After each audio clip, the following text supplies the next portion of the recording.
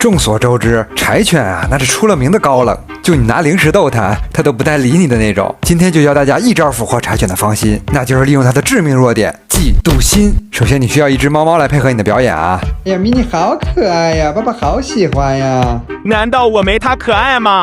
再比如洗澡这事儿 ，Max 每次都是800个不愿意，但只要我把 Mini 带到厕所，然后把门一关，哎，就等着小狗乖乖上门吧。你俩背着我干嘛呢？这自己送上门来的小狗，那必须好好洗一洗。如果想让它乖乖的进烘干箱，那也是同样的操作。哎，先把 Mini 放进去 ，Max 就会自动进到里面了。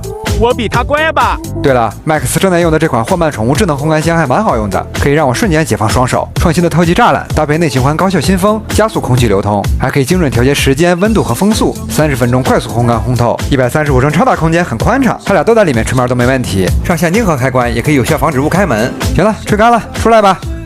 你这个小嫉妒狗，拿捏你还不是小菜一碟儿？